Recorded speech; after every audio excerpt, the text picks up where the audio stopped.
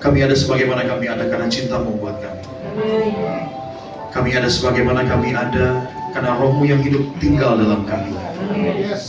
Terima kasih buat kehadiran-Mu yang mengubahkan kami, kehadiran-Mu yang menyelamatkan kami, menebus setiap dosa kami.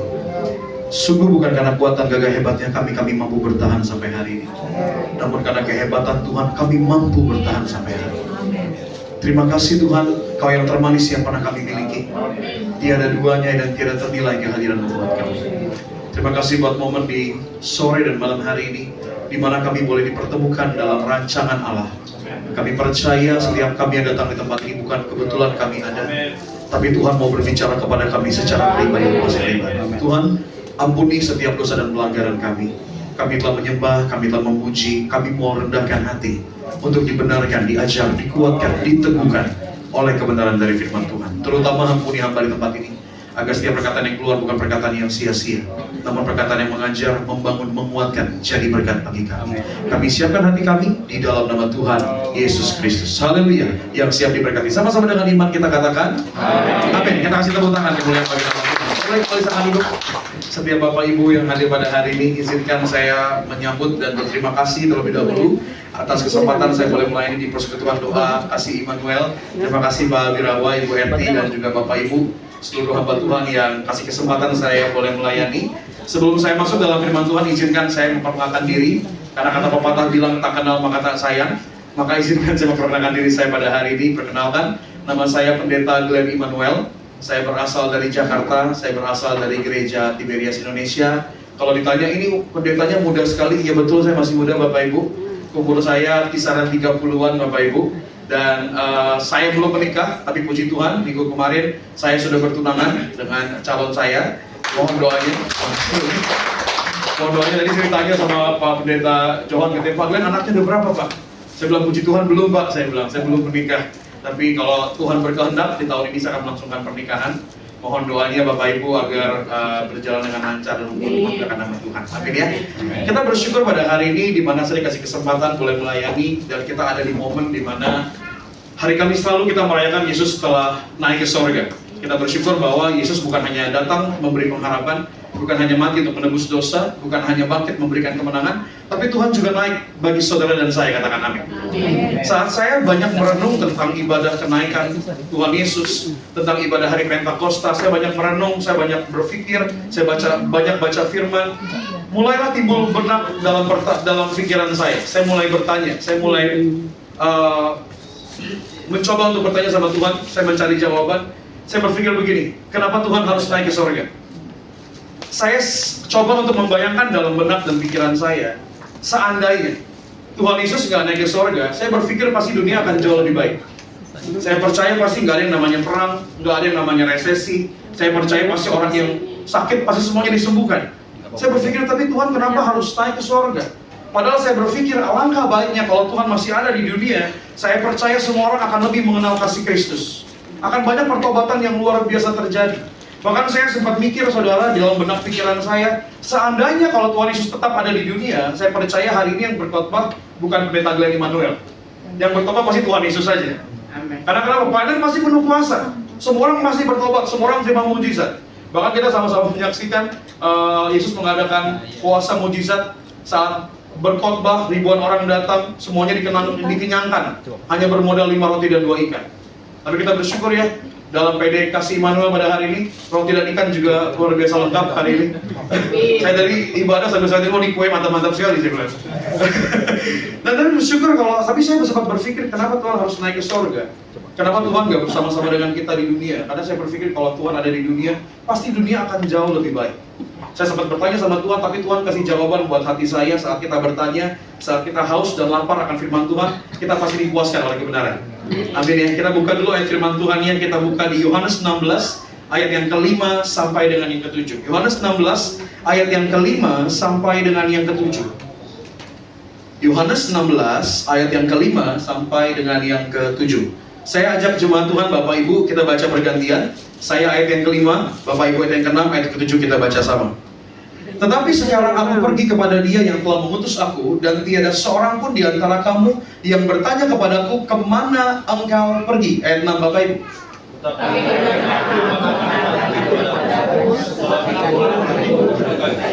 7. 3, 2, iya. Namun benar yang kukatakan ini kepadamu adalah lebih berguna bagi kamu jika aku pergi. Sebab jikalau aku tidak pergi, penghibur itu tidak akan datang kepadamu. Tetapi jikalau aku pergi, aku akan mengutus dia kepadamu. Tuhan bilang sama para muridnya, Tuhan bilang begini, alangkah baiknya jika aku pergi, kata Tuhan. Ternyata begini, ternyata kepergian Tuhan, kenaikan Tuhan adalah kebaikan buat kita, katakan amin. Tapi kalau kita baca firman Tuhan, kita lihat firman Tuhan, saat Yesus naik ke sorga, apa yang terjadi? Ternyata dalam pelayanan para murid-murid rasul-rasul Yesus, mereka mengalami yang namanya penderitaan. Tapi saat kita baca firman, Tuhan bilang begini, adalah lebih berguna jika aku pergi. Tapi kalau kita baca firman, bertolak belakang rasanya. Kenapa? Karena para murid semua mengalami penderitaan. Bahkan mereka ada yang matinya disalib secara terbalik, ada yang disalib dalam bentuk X. Bahkan mohon maaf, ada yang ditusuk dengan pedang secara hidup-hidup. Mohon maaf sekali lagi, ada yang dikulipi hidup-hidup. Bahkan mohon maaf sekali lagi, ada yang digoreng hidup-hidup. Pertanyaannya, apakah penderitaan itu baik buat kita? Manusia kalau digoreng hidup-hidup itu udah pasti nggak baik. Kalau babi digoreng hidup-hidup, kriuk, mantap. Pasti kriuk dan mantap, enak. Tapi kalau orang apanya yang baik? Tapi Tuhan malah bilang begini, adalah lebih berguna jika aku pergi. Ternyata saya simpulkan begini, ternyata apa yang kita pandang baik, belum tentu baik. Apa yang kita pandang buruk, belum tentu buruk. Tapi satu hal yang pasti, apa yang datang dari Tuhan, itu udah pasti yang terbaik. Amin. Ternyata kenaikan Tuhan Yesus itu baik dan berguna bagi saudara dan saya. Kenapa kepergian Tuhan Yesus ke surga itu baik buat kita? Ternyata makanya saya beri judul pada hari ini khotbah saya adalah Roh Kudus adalah hadiah yang tidak ternilai. Sasa bilang sama saya hadiah. Kalau kita mau ngomong hadiah, siapa sih yang nggak senang? Saya percaya seberapapun usia kita, berapapun umur kita hari ini, namanya dikasih hadiah pasti senang. Saya pernah datang ke persekutuan doa, itu ibu-ibu, bapak-bapak, padahal udah punya anak, cucu, mereka diberkati Tuhan luar biasa. Mereka ikut main games. Padahal hadiahnya cuma deterjen, Bapak Ibu. Tapi semangatnya luar biasa. Tapi saya berpikir tidak begini, ternyata terkadang namanya orang butuh nggak butuh namanya dikasih hadiah pasti seneng kok, pasti happy kok. Meskipun hal yang sederhana, hal yang kecil, namun kayaknya terima sesuatu dari seseorang dengan keikhlasan kayaknya kayak happy banget. Ternyata Tuhan juga memberikan saudara dan saya namanya hadiah. Hadiah mungkin yang nggak dibungkus dengan kemasan yang baik, mungkin nggak dibungkus pakai pita, mungkin nggak ada label harganya, karena hadiah yang datang dari Tuhan nggak bernilai, tidak ternilai, tidak dapat dibeli dengan apapun. Hadiah yang Tuhan berikan bagi saudara dan saya namanya Roh Kudus. Kita dulu buka ayat firman Tuhan, Yohanes 14 ayat 16 sampai 17. Ini adalah hadiah yang diberikan bagi Bapak Ibu, saudara dan saya pada hari ini, karena cintanya besar buat kita. Yohanes 14 ayat 16 dan 17. Kita baca bersama-sama dua ayat ini ya. Kita baca bersama-sama 3, 2, iya. Aku akan minta kepada Bapa dan Ia akan memberikan kepadamu seorang penolong yang lain, supaya Ia menyertai kamu selama-lamanya. Saudara, kita tahan di sini dulu ayat yang tadi 16. Itu Tuhan bilang begini, aku akan minta kepada Bapa dan Ia akan memberikan kepadamu seorang penolong yang lain, supaya Ia menyertai kamu selama-lamanya, kata Tuhan.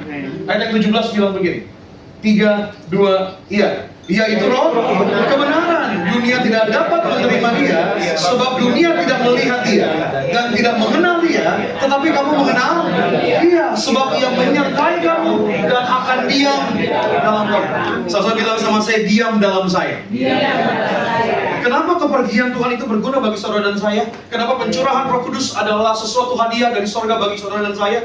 Karena begini, coba saudara bayangkan. Saat 2000 tahun yang lalu, para murid bisa menyaksikan Yesus mengadakan mujizat.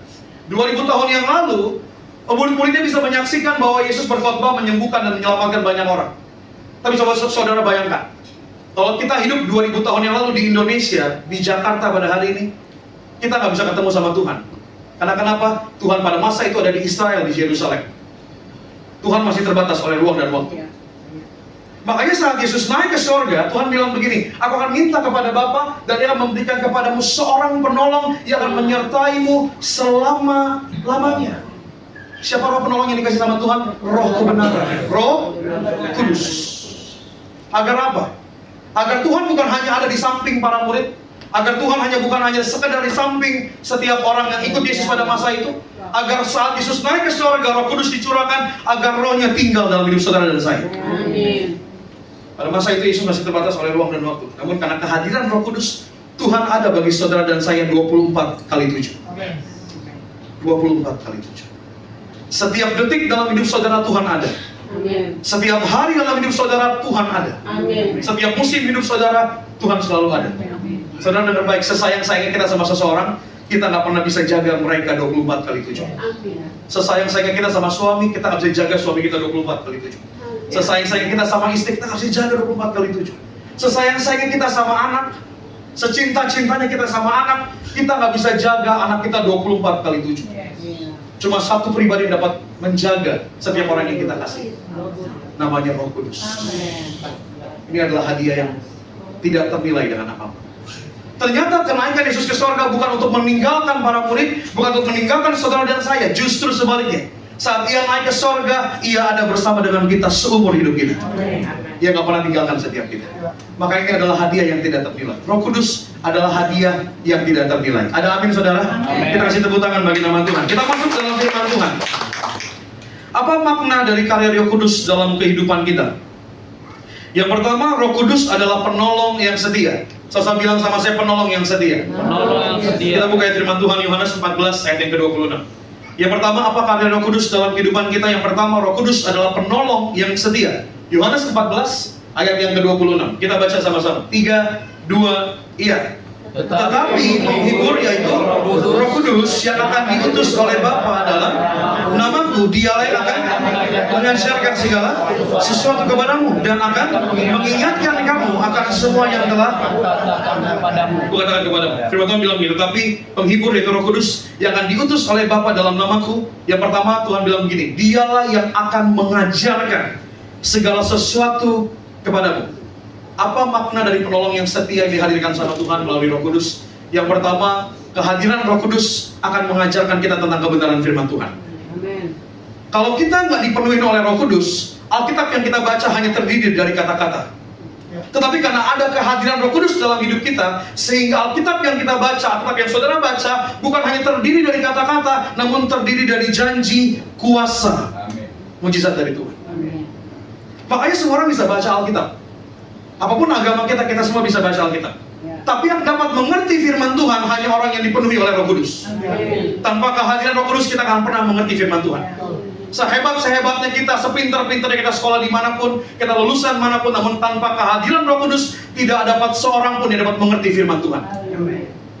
Makanya firman Tuhan tidak pernah kembali dengan sia-sia. Karena kehadiran Roh Kudus akan mengajar saudara dan saya menyingkapi tentang kebenaran. Dan yang pertama, firman Tuhan bilang Roh Kudus kehadirannya akan mengajarkan segala sesuatu. Yang kedua, kehadiran Roh Kudus akan mengingatkan kamu akan semua yang telah kukatakan kepadamu. Apa maksudnya ini? Saudara pernah baca gak? Saudara sering baca Alkitab. Saya percaya di sini semua pada hamba Tuhan yang lebih senior daripada saya. Saya mohon hormat, mohon izin bahwa saya percaya kita semua pasti paham tentang Alkitab. Kita pasti sering baca Alkitab. Saya percaya kita semua punya kerinduan untuk baca firman. Tapi kita pernah ngerasain di momen dimana kita tahu ayat itu.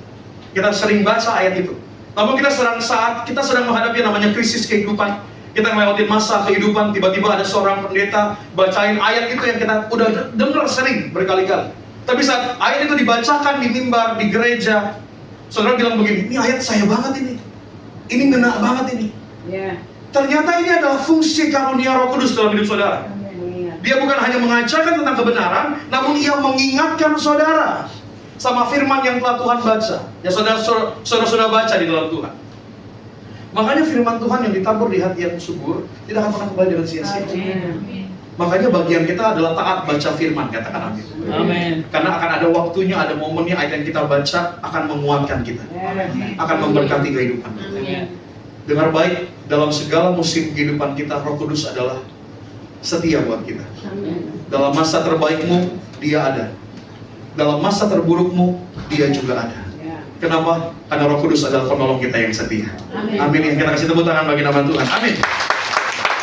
Yang kedua, Roh Kudus menuntun kita hidup sesuai dengan kehendaknya. Bilang sama saya, sesuai kehendaknya. Sesuai kehendaknya. Yohanes 16 ayat yang ke-13.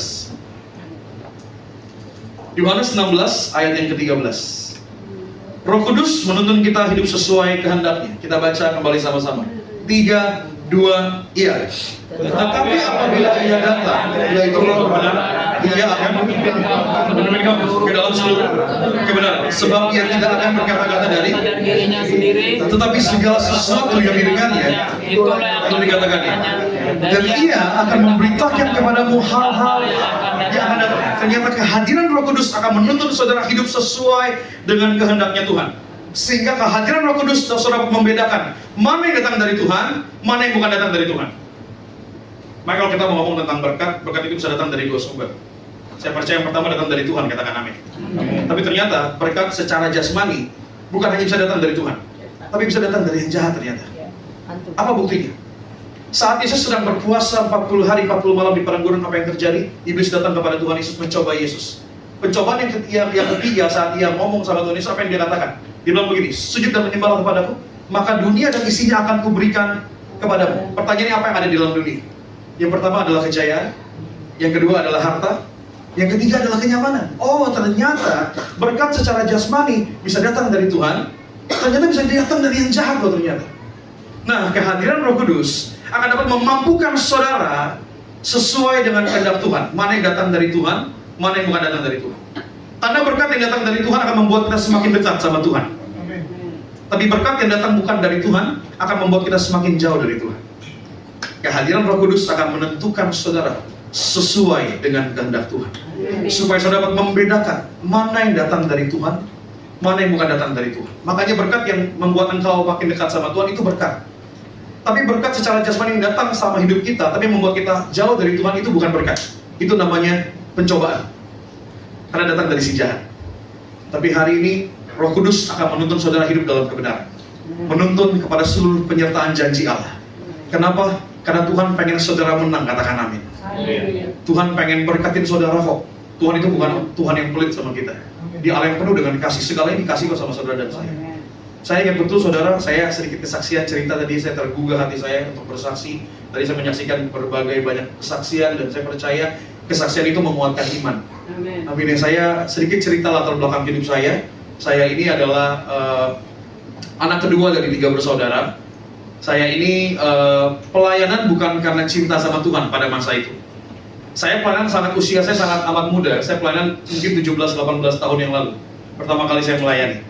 Waktu saya pertama kali melayani, saya bukan karena dijamah Tuhan hatinya untuk melayani. Waktu saya mau melayani, tujuan saya cuma satu. Kenapa? Karena saya punya koko. Koko saya ini pelayan gereja duluan. Jadi main musik di gereja. Jadi pada masa kalau kita lagi liburan keluarga, papa mama saya ini suka banggain, anak saya ini pemain musik di gereja loh. Anak saya ini jago main musik tapi buat Tuhan loh. Sebagai adik yang nggak mau kalah sih juga pengen dipuji. Tapi saya berbeda sama koko saya. Kebetulan yang di depan ini koko saya, saudara. Ini koko saya, koko kandung saya sudah menikah dan kami berbeda. Jangan lihat saya yang sekarang, karena yang sekarang saya sudah sangat amat gemuk. Tapi waktu saya kecil, saya ini punya panggilan. Apa panggilan saya? Panggilan saya itu adalah si kenyi. Apa itu kenyi? Penyakitan. Si penyakitan. Saya dulu kurus, kecil, hidup lagi. Mama saya bilang begini, Glenn itu waktu kecil, mohon maaf saudara, bukan maksudnya mengejek saya. Tapi mama saya bilang, Glenn itu waktu kecil kayak anak monyet. Nempel cuma sama mama doang. Nggak pernah berani sama orang lain. Dan itu jadi bertumbuh seperti itu sampai saya dewasa, saudara. Saya menjadi orang yang tertutup, saya jadi orang yang nggak suka ketemu sama orang baru. Saya jadi orang yang minderan, karena saya punya banyak kelemahan. Apa kelemahan saya? Yang pertama, saya adalah orang gagap. Saudara tahu Aziz gagap? Itu dibuat-buat kalau saya beneran. Dan saya adalah orang yang cadel, saya nggak bisa ngomong R. Jangan lihat saya yang sekarang. Pada masa itu saya kalau ngomong ibu guru, saya ngomongnya ibu guru. Lucu gitu saudara. Saya udah gagap, cadel lagi saudara. Waktu itu pokoknya saya pemain musik, pokoknya saya dikasih karunia bisa main musik. Saya juga pengen pelayanan karena pengen dipuji sama orang tua saya.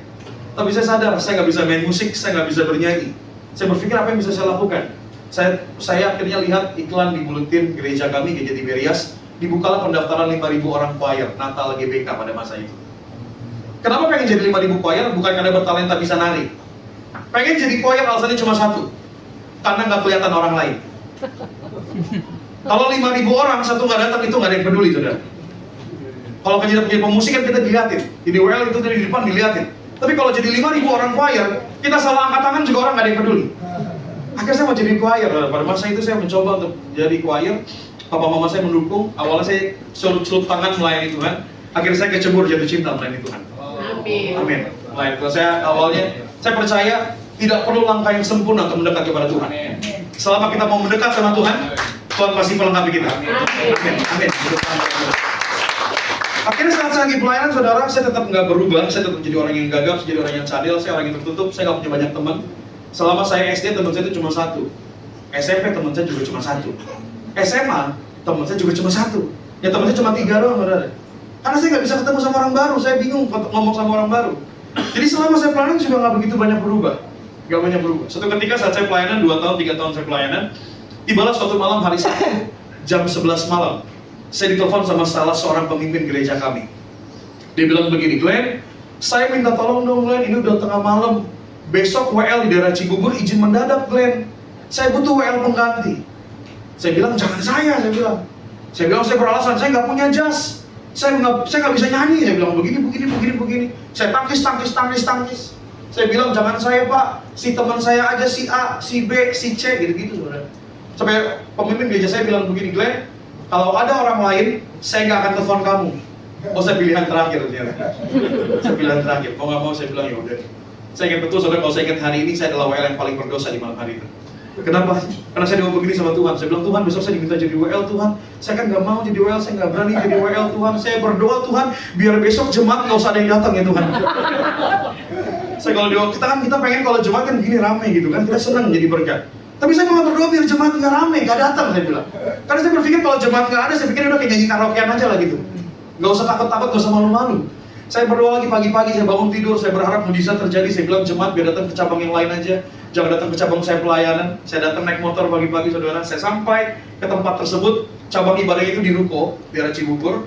Jadi lantai pertama itu kursi dan layar, lantai keduanya baru mimbar. Saat saya parkir motor, saya masuk, saya bilang begini, puji Tuhan, lantai 1 kosong. Tuhan jawab doa saya. Saya mulai jalan naik lantai 2, saya mulai jalan pelan-pelan, saya naik pelan-pelan. Saat saya mulai naik tangga pelan-pelan, saya dengar suara gemuruh-gemuruh manusia. Saya doa biar apa saudara? Kosong. Pas saya naik ke atas, Tuhan jawab doa saya. Apa yang Tuhan jawab? Tuhan kasih jemaat sepenuh-penuhnya. Puji Tuhan. Kita pengen kabur tapi nggak boleh kabur. Kasihan kalau jemaat udah datang masa WL-nya lari. Kan nggak mungkin gitu, nggak mungkin. Saya berdoa lagi di belakang, saya bilang, Tuhan jangan permalukan saya, Tuhan tolong. Saya bilang, wah keringat saya udah kayak jagung-jagung. Dan memang gereja kami ini ajaib. Apa ajaibnya? Gereja kami itu tidak pernah latihan sama pemain musik. Kami ketemu langsung di tempat, langsung nyanyian lagu di tempat. Saya kan gak kenal pemusik karena saya choir, saudara. Saya mulai datang ke depan, saya mulai pelan-pelan, saya harus berani. Ketemulah saya sama pemain keyboardnya. Kabar buruknya, saya adalah WL yang baru pertama kali jadi WL. Ternyata Tuhan kasih kabar baik yang lain. Apa itu kabar baiknya? Pemain musiknya baru pertama kali main musik. Udah takut, tambah takut saya. Udah gitu dia bilang gini lagi, kakak WL-nya ya? Saya bilang iya. Kakak pemain musiknya ya? Iya. Kak, saya cuma bisa main dari G doang kak. Bisa dari G doang sih. Terus saya bilang udahlah kasih karya terbesar lah, G, karya terbesar. Saya berdoa lagi, saya masih duduk saudara jalannya. Saya udah tambah takut. Akhirnya saya ambil mikrofon. Saya berdoa, Tuhan tolong beri mujizat, beri keajaiban, jangan permalukan saya. Apa yang terjadi saat saya pegang mikrofon, saat saya lihat ke jemaat, semua mata sedang menghakimi saya. Kita dilihatin orang kan. Dan apa yang terjadi, saya berharap mujizat terjadi, namun pada hari itu mujizat tidak kunjung datang. Ternyata gagap saya kambuh. Iya, gagap saya kambuh, Bu. Kan kita orang gagap itu harus cangkem sesuatu baru bisa ngomong. Tapi orang gagap sedikit harus dikagetin dikit baru bisa ngomong. Atau kita ngikutin orang ngomong. Tapi kan kalau WL kita yang diikutin, bukan kita yang ngikutin. Kalau kita nggak mulai, nggak ada yang mulai. Karena kira saat saya pegang mikrofon itu saudara, itu benar-benar saya nge-freeze, saya gagap, kagak bisa ngomong. Yang terjadi saya cuma begini doang. Selama 2 menit, 3 menit saya nggak bisa ngomong, saudara, benar-benar gitu kan. Tapi Tuhan kasih hikmat. Tuhan bilang begini, jangan lihat mata jemaat karena mata jemaat mengerikan. Lihat aja ke tembok. Akhirnya saya ke tembok, akhirnya saya bisa ngomong. Saya bilang kita mulai ibadah, kita berdoa. Dan mohon maaf saudara, saya pelayanan 2 sesi ibadah. Mohon maaf sekali lagi, ibadahnya berantakan, hancur. Saya nyanyi entah kemana, pemain musik main entah kemana. Tapi beda tujuan. Saya sedih saudara, karena kenapa? Saya berpikir begini, kasihan, jemaat datang beban berat, pulang tambah beban berat. Mau datang ke gereja bilang kok hidup begini amat ya. Pulang dari gereja, kok ini WL begini amat ya. Saya nggak tega gitu sama jemaat. Saya sebelum telepon, setelah kelar ibadah saya mau telepon pemimpin saya. Saya mau minta maaf, saya bilang jangan jadwal saya jadi WL lagi, saya mengecewakan kasihan jemaat gitu. Sebelum saya telepon duluan. Dia bilang, Glenn apa kabar? Saya bilang, Pak mohon maaf Pak, tadi saya ibadahnya salah-salah Pak, ibadahnya berantakan. Saya besok jadi WL, jadi choir lagi aja Pak. Terus dia begini responnya, oh oke. Mulai minggu depan nih jadi WL tetap aja ya. Saya bilang laporannya jelek juga, KPI-nya jelek, harus disuruh jadi WL lagi saya bilang. Tapi saya percaya begini, saya pikir ya udahlah ini kan saya nggak daftar, saya nggak audisi, saya nggak minta sama Tuhan, tapi Tuhan kasih, artinya kita harus taat. Amin. Akhirnya saya jalani, tapi mujizat tidak kunjung datang pada hari itu. Gagap saya masih kambuh, cadel saya masih kambuh. Saya kan kalau WL kan pengen yang keren gitu ya, kayak tadi WL tadi kan keren gitu. Pengen kayak berikan tepuk tangan yang paling meriah gitu, ngomongnya biar bagus, biar mantap gitu. Tapi saat saya pengen ngomong gitu, yang keluar nggak begitu Bapak Ibu. Yang keluar begini. Orang berpikir ini WL bahasa roh ya, sebenarnya enggak. Saya keselibet tidak saya. Keselibet.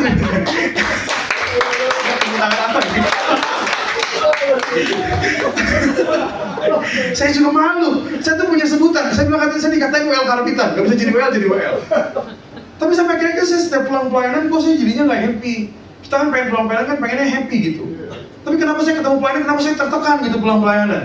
Saya ditegur sama pemain musik, ditegur sama singer, ditegur sama pengerja. Saya bilang kayaknya saya bukan jalan saya di sini deh. Selama setahun kok nggak ada mujizat, kok nggak ada perubahan. Tapi akhirnya saya baca sebuah Alkitab, sebuah pemazmur bilang begini, bahwa Tuhan menetapkan langkah-langkah orang yang hidup berkenan sama Tuhan. Apa yang saya dapatkan, ternyata begini, saya nggak percaya namanya kebetulan dalam hidup ini. Saya percaya semuanya ditetapkan sama Tuhan. Amin. Jadi saya percaya saya jadi WL bukan kebetulan, ada rencana Tuhan. Tapi begini, panggilan datang dari Tuhan, tapi tanggung jawab datang dari diri sendiri. Pertanyaannya, maukah kita bertanggung jawab sama panggilan Tuhan? Kalau kita nggak mau bertanggung jawab, apa yang Tuhan tetapkan nggak akan pernah terjadi. Saya sadar, saya harus belajar vokal. Tapi saya sadar keadaan saya pada masa itu saya nggak punya uang untuk bisa les vokal. Saya nggak punya biaya untuk bisa belajar nyanyi. Bagaimana saya lakukan? Kita datang dengan kerendahan hati. Apa itu? Saya datang ke ibadah-ibadah yang saya tahu WL-nya bagus, WL-nya patut untuk dicontoh. Saya datang sebagai jemaat, saya rekam ibadahnya. Di rumah saya dengarkan, saya pelajari. Saya datang lagi besok, saya tahu WL-nya bagus, saya datang lagi, saya rekam lagi. Di rumah saya dengarkan lagi, saya pelajari. Sampai akhirnya saya nggak tahu bagaimana caranya. Di apotek nggak ada obat cadel, tapi saya sembuh dari cadel saya, saudara. Bahkan saya, musuh terbesar saya adalah public speaking. Saya nggak tahu kenapa saya jadi pendeta pada hari ini. Makanan pendeta sehari-hari adalah ngomong di depan orang, ketemu sama orang baru. Itu adalah hal yang saya takutin. Tapi saya percaya kalau kita taat sama panggilan Tuhan, bertanggung jawab sama panggilan Tuhan, Tuhan akan perlengkapi kita. Tuhan akan menuntun kita pada kebenaran. Hari ini Roh Kudus kehadirannya akan membawa saudara berjalan sama kehendaknya Tuhan. Makanya kalau Roh Kudus hadir dalam kehidupan kita, kita nggak akan pantang menyerah. Karena kita percaya langkah yang kita ambil itu seizinnya Tuhan. Langkah yang kita lakukan itu ketetapan datang dari Tuhan. Berjalan bersama dengan Roh Kudus, percaya sama kebenaran yang datang dari Tuhan, imani, percaya, Tuhan akan memberkati kehidupan kita. Kasih tepuk tangan bagi Allah. Amin. Puji Tuhan. Yang ketiga, apa karya Roh Kudus dalam kehidupan orang percaya? Roma 8 ayat yang ke-26. Roma 8 ayat yang ke-26. Kita baca sama-sama. 3, 2, iya. Demikian juga Roh membantu kita dalam kelemahan kita. Sebab kita tidak tahu bagaimana sebenarnya harusnya berdoa, tetapi Roh sendiri berdoa untuk kita kepada Allah dengan keluhan-keluhan yang tak terucapkan. Ternyata kehadiran Roh Kudus akan menguatkan kita dalam kelemahan. Katakan amin. Dan kehadiran Roh Kudus akan menyampaikan doa yang tak terucapkan. Saya percaya kita pernah ngalamin momen di mana boro-boro berdoa. Kita masuk kamar, kunci pintu kamar, duduk aja, nangis. Ngomong aja nggak bisa. Boro-boro berdoa panjang kali lebar. Terkadang kita mau nyebut aja, kadang-kadang kita udah mikir, kalau saya berdoa beriman hari ini yang mujizat terjadi, masa iya sih bisa terjadi? Makanya terkadang penghambat kita dalam berdoa bukan roh jahat. Terkadang penghambat kita dalam berdoa adalah pikiran kita sendiri. Kita nggak berani ngomong, kita nggak berani berdoa karena pikiran kita yang main terus. Kita mau berdoa, kita mau bilang begini, Tuhan tolong saya dong Tuhan. Tapi biar kita mulai main, tapi gimana caranya Tuhan tolong ya? Orang keadaannya begini. Tuhan bebaskan saya dari hutang dong Tuhan. Tapi saya mikir, tapi gimana gaji saya cuma segini? Gimana cara ngelunasin? Tuhan sembuhin saya dari kanker dong Tuhan hari ini. Tapi gimana caranya? Kemarin tetangga saya kanker meninggal. Terkadang menghambat kita dalam berdoa bukan karena roh jahat, tapi karena pikiran kita sendiri yang melemahkan iman kita. Tapi kabar baiknya, kehadiran Roh Kudus menguatkan kita dalam kelemahan kita. Kehadiran Roh Kudus akan menyampaikan doa-doa yang tidak terucapkan dalam diri saudara. Ternyata kehadiran Roh Kudus membuat saudara terkoneksi sama kerajaan sorga. Makanya doa-doa yang tidak terucapkan karena saking takutnya saudara mengucapin, ternyata Tuhan dengar doa saudara. Roh Kudus menyampaikan perkataan saudara. Saya ingat betul saudara, saya ini usianya 30 tahunan. Selama saya hidup, saya ini adalah pengembara. Apa itu pengembara? Pindah dari rumah kontrakan ke rumah kontrakan. Selama hidup, saya nggak pernah punya iman bisa pengen beli rumah. Kenapa? Karena saya lihat orang tua saya kerja sedemikian keras buat kami, sampai kami dewasa, papa mama saya belum pernah bisa beli rumah. Tapi kabar baiknya Tuhan itu lebih tahu daripada apa yang kita tahu. Tuhan tahu apa yang kita butuhkan. Saya mulai di awal tahun, saya mulai baca firman, saya mulai merasakan kasih dan anugerah Tuhan. Saya mulai berani berdoa. Saya bilang begini, Tuhan, orang banyak bilang, berita banyak bilang tahun 2025 adalah tahun yang lebih sulit daripada tahun 2024. Tapi saya punya iman, saya berdoa, saya punya iman tahun ini, saya bisa beli rumah secara cash. Saya bilang begitu sama Tuhan. Saya berdoa. Otak saya udah mulai mikir sampai dalam hati, gimana caranya? Orang beli KPR susah-susah sekarang, apalagi beli rumah cash. Apalagi saya bilang iman saya rumah di Jakarta. Saya bukan rumah di luar kota, rumahnya di Jakarta. Saya bilang begini, bagian saya adalah percaya. Bagian bagaimana caranya itu urusannya Tuhan. Bagaimana cara Tuhan menjawab doa kita, itu bukan kehendaknya kita, biar menjadi bagiannya Tuhan. Bagian dan tanggung jawab kita adalah pada hari ini berdoa, beriman, percaya sama Tuhan. Ini bagiannya. Amin. Sampai akhirnya saya nggak tahu gimana caranya saudara saya ngomong nih sama orang tua saya, mama saya. Papa saya udah nggak ada, papa saya dipanggil Tuhan tahun 2014. Saya tinggal sama mama saya hari ini. Saya bilang ke mama saya di awal tahun, saya bilang, Ma, doain ya Mas, saya punya iman tahun ini, saya bisa beli rumah. Mama saya bilang begini, emang ada berkat apa Glenn? Saya bilang, saya juga nggak tahu. Tapi bagian saya percaya tahun ini saya bisa beli rumah. Saya nggak perlu tahu lah bagaimana cara Tuhan menolong. Yang saya percaya Tuhan pasti akan menolong. Akhirnya saudara, puji Tuhan, dalam waktu 3 minggu yang lalu, 1 bulan yang lalu, kemarin saya baru serah terima kunci rumah. Saya beli rumah secara cash. Amin. Kemudian hanya bagi nama Tuhan. Kalau ditanya, kok bisa Pak? Saya juga agak tahu. Tapi yang saya tahu itu pekerjaannya Tuhan. Amin. Itu pekerjaannya Tuhan. Saya punya iman, saya bilang saya pengen punya rumah di Jakarta Selatan. Aneh gak? Aneh. Selama ini gak pernah punya rumah, pengen punya rumah di Jakarta Selatan nih. Kalau Bekasi Selatan mungkin. Kalau Jakarta Selatan itu mustahil. Tapi Tuhan itu di atas segala kemustahilan. Amin. Apa yang di mata manusia mustahil, tidak ada perkara yang mustahil di mata Tuhan. Kasih tepuk tangan yang luar biasa. Amin. Jadi hari ini dengar baik. Bagian kita adalah berdoa ya. Percaya. Waktu Tuhan bukan waktu kita. Mungkin menurut kita ini yang terbaik, tapi Tuhan tahu yang lebih terbaik. Amin. Mungkin kita bilang hari ini terlambat, tapi Tuhan gak pernah kecepatan. Tuhan gak pernah terlambat. Dia tepat pada waktunya. Amin. Amin. Kemuliaan hanya bagi nama Tuhan. Amin. Yang terakhir, Kisah Para Rasul 1 ayat yang ke-8.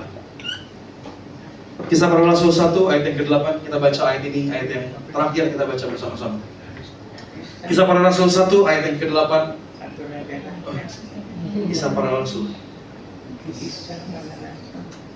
Oke, kita baca sama-sama. 3, 2, iya. Tetapi kamu akan menerima kuasa kalau Roh Kudus turun ke atas kamu.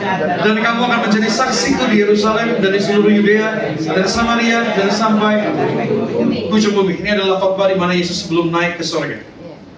Yesus kumpulin para rasul, para murid-muridnya. Tuhan bilang begini sama mereka, tetapi kamu akan menerima kuasa kalau Roh Kudus turun ke atas kamu dan kamu akan menjadi saksiku. Ternyata karya Roh Kudus yang keempat pada malam hari ini akan saya sampaikan. Ternyata kehadiran Roh Kudus akan memberikan kita kuasa. Kuasa untuk apa? Kuasa untuk bersaksi tentang Tuhan. Kalau kita lihat dalam selama perjalanan pelayanan Tuhan Yesus, murid-muridnya dicatat dalam Alkitab penuh kuasa, mendoakan orang yang sakit sembuh, mengusir setan, roh-roh jahat kabur. Mereka punya kuasa yang besar saat Yesus bersama dengan mereka. Tapi apa yang terjadi saat Yesus ditangkap di Taman Getsemani? Mereka kehilangan kuasa mereka untuk bersaksi tentang Tuhan. Sehingga apa yang terjadi? Semua murid lari. Semua murid lari. Mereka kehilangan kuasa mereka karena Yesus sedang tidak bersama dengan mereka. Pas Yesus sama-sama mereka berani banget, mereka luar biasa keren. Bahkan Petrus waktu bersama-sama dengan Yesus, Petrus bilang begini, kalau engkau mati, aku akan mati bersama dengan engkau. Keren banget. Pas ditangkap Yesus, apa yang terjadi? Mereka kehilangan kuasa mereka. Sehingga Petrus menyangkal Yesus sebanyak 3 kali. Namun saat Yesus naik ke surga, Tuhan menjanjikan Roh Kudus akan memberikan kita kuasa untuk bersaksi. Makanya saat Yesus naik ke surga, Roh Kudus dicurahkan, apa yang terjadi? Mereka tidak pernah ada yang lari. Mereka mati semua secara martir, hampir semua mati secara martir. Mereka gak pernah lari, mereka gak pernah kabur. Pada awal mulanya Petrus menyangkal Yesus sebanyak 3 kali. Namun saat dia dipenuhi oleh Roh Kudus, 1 kali berkhotbah Petrus, 3.000 orang bertobat. Kira bertobat. Hari ini ternyata kuasa Roh Kudus menghadirkan kuasa untuk bersaksi tentang Tuhan.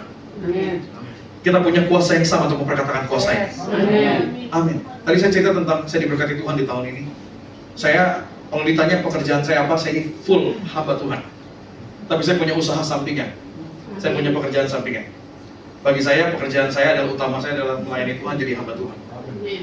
Pada awal tahun saya berdoa punya rumah, bisa beli cash. Saya berdoa usaha saya diberkati. Tapi pada apa yang terjadi? Januari, Februari saya dipanggil sama para investor yang dukung usaha saya. Dia bilang begini, Pak Glenn, tahun 2025 akan lebih sulit. Saya nggak akan berani invest kalau Bapak nggak benar-benar fokus. Saya bilang, maksudnya apa Pak? Dia bilang begini, Pak Glenn tuh pendeta kan, hamba Tuhan kan? Dia bilang begitu. Saya bilang, iya Pak, saya pendeta, saya hamba Tuhan. Dia bilang, ngapain Pak? Jadi pendeta di usia produktif. Masih muda Pak. Mendingan kamu fokus Pak, usaha bisnis Bapak bisa lebih maju Pak. Usaha bisa lebih maju. Kami juga invest juga lebih berani ke perusahaan Bapak. Mendingan Bapak nanti umur 50, 60, 70 baru pelayanan Pak, jadi pendeta Pak. Umur 30, 50, 40 tahun sayang masih produktif katanya. Mendingan fokus dulu berbisnis. Nanti kalau udah diberkatin, udah pensiun, baru pelayanan katanya. Oh saya kan berapi-api saudara. Oh saya bilang, oh saya tahu panggilan saya. Oh keren banget. Karena saya percaya ada kuasa dari Roh Kudus bisa bersaksi. Saat saya ngomong begitu, apa yang terjadi? 1-2 hari ke depan saya dapat email, ternyata investor saya mundur dari perusahaan saya. Takut gak? Takut. Ketar-ketir gak? Ketar-ketir.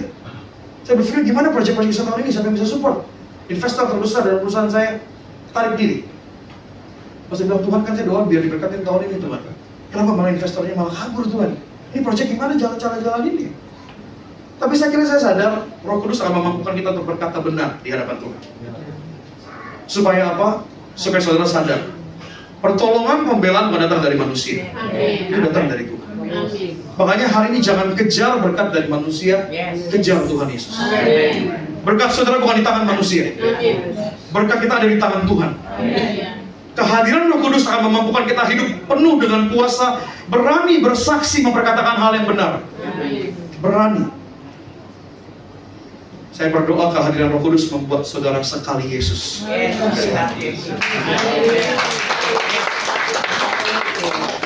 Dan kabar baiknya Roh Kudus ini ada dalam hidup saudara dan saya. Bukan hanya di para murid, bukan hanya di para rasul, namun Bapak Ibu di tempat ini punya roh yang sama. Dia menolong saudara yang setia. Dia adalah Roh Kudus yang menuntun engkau pada hidup dalam sesuai kehendaknya. Dia adalah kekuatan dalam kelemahan saudara. Dia adalah Roh Kudus yang memberikan kita hidup penuh dengan kuasa. Hari ini pencurahan Roh Kudus bukanlah hal yang biasa buat kita, namun adalah hadiah yang luar biasa. Anugerah yang luar biasa. Biarlah di malam hari ini kita berkomitmen kembali untuk menjadi saksi Kristus.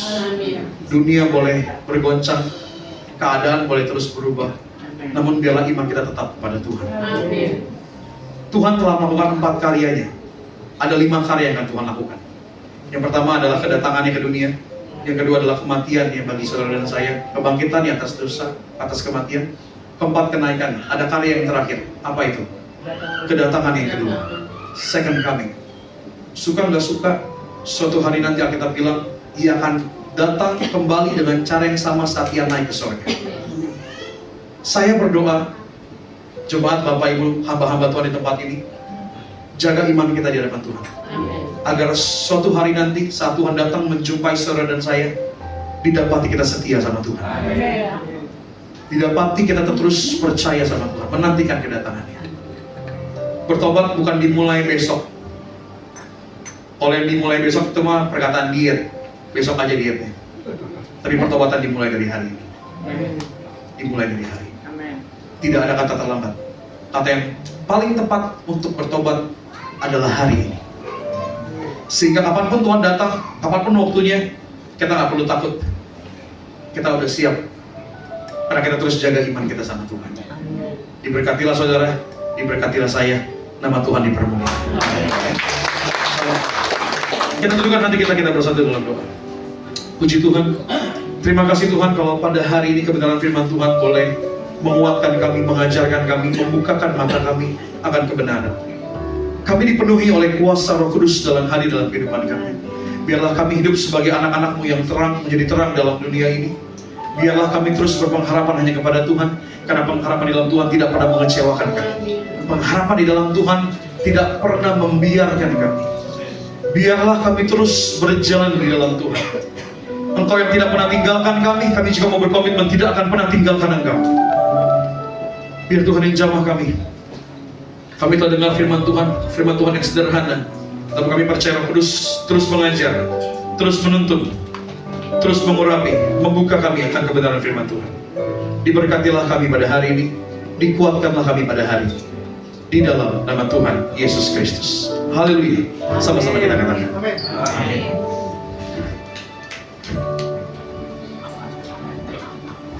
Puji Tuhan. Berikan tepuk tangan yang meriah bagi Tuhan kita saudara.